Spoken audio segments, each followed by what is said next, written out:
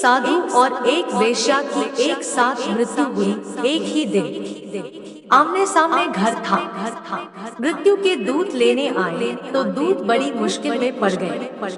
उन्हें फिर जाकर हेड ऑफिस में पता लगाना पड़ा कि मामला क्या है, क्योंकि संदेश में कुछ भूल मालूम पड़ती है। साधु को ले जाने की आज्ञा हुई है नर और वेश्या को आज्ञा हुई है स्वर्ग। तो उन्होंने कहा इसमें जरूर कहीं भूल हो गई है। साधु बड़ा साधु था, वेश्या भी कोई छोटी वेश्या नहीं थी। मामला सीधा साफ है, गणित में कोई गड़बड़ है। वेश्या को नरक जाना चाहिए, साधु को स्वर्ग जाना चाहिए। काश जिंदगी इतनी सीधी होती तो सभी वेश्याएं नरक चली जाती और सभी साधु स्वर्ग चले जाते। लेकिन जिंदगी इतनी सीधी नहीं है, जिंदगी बहुत जटिल है। ऊपर से पता लगाकर लौटे, खबर मिली कि वही ठीक आज्ञा है, वेश्या को स्वर्ग ले आओ, साधु को नरक। उन्होंने पूछा थोड़ा हम समझ भी लें, क्योंकि हम बड़ी दुविधा में पड़ गए हैं। तो दफ्तर से उन्हें खबर मिली कि तुम जरा नए हो, तुम्हें अनुभव नहीं है, पहले ही दिन ड्यूटी पर गए थे। पुरानों से पूछो, यह सदा से होता आया है, यही नियम है। फिर भी उन्होंने कहा थोड़ा हम समझ ले। तो पता चला कि जब भी साधु के घर में सुबह कीर्तन होता तो वेश्या रोती अपने घर में, सामने ही घर था। रोती रोती इस मन से कि मेरा जीवन व्यर्थ गया, कब वह क्षण आएगा सौभाग्य का कि ऐसे कीर्तन में मैं भी सम्मिलित हो जाऊं। मन भी होता तो कभी द्वार के बाहर निकल आती, साधु के मंदिर के पास कान लगाकर खड़ी हो जाती दीवार के। लेकिन मन में ऐसा लगता कि मुझ जैसी पापी मंदिर में कैसे प्रवेश करे, तो कहीं साधु पता न चल जाए, इसलिए चुपचाप छिप छिप कर कीर्तन सुन।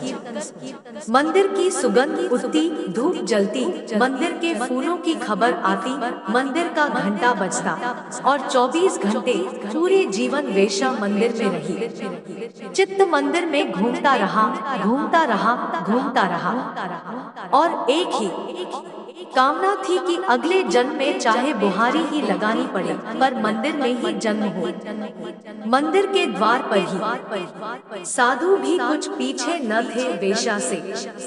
जब भी वेश्या के घर रागरम छिड़ जाता, आधी रात होती तो वे करवट बदलते रहते। वे सोचते सारी दुनिया मजा लूट रही है, हम कहाँ फंस गए। इसलिए ध्यान रहे, पुजारी परमात्मा से जितने दूर रह जाते हैं उतना शायद ही कोई रह पाता हो, क्योंकि पुजारी को प्रयोजन ही नहीं रह जाता, उसका मतलब कुछ और है।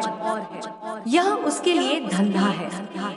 उपासना आप उधार नहीं करवा सकते, आपको ही करनी पड़ेगी। और ऐसी उपासना का कोई मूल्य नहीं है कि मंदिर में तो परमात्मा के निकट होते हो और मंदिर के बाहर निकलते ही परमात्मा खो जाता हो।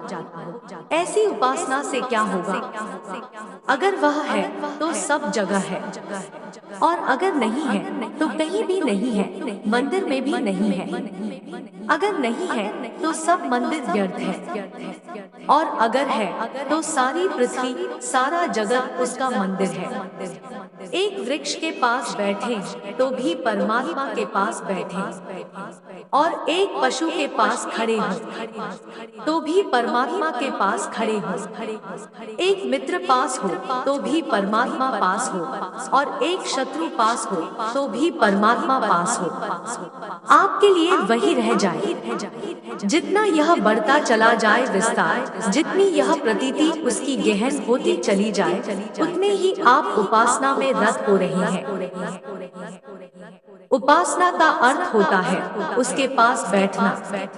कहीं भी बैठे हो, अगर अनुभव करें कि परमात्मा के पास बैठे हैं तो उपासना हो गई। घर में बैठे हो कि मंदिर में कि जंगल में, कहीं भी बैठे हो, अगर उसकी उपस्थिति अनुभव कर सके, अगर अनुभव कर सके उसका स्पर्श कि हवाओं में वही छूता है और सूरज की किरणों में वही आता है और पक्षियों के गीत में उसी के गीत हैं और वृक्षों में जो सरसराहट होती है, हवा की पत्ते जो कंपते हैं वही कंपता है, सागर की जो लहर हिलती है यह उसी की तरंगे हैं। अगर ऐसी प्रतीति हो सके तो उपासना हो गई।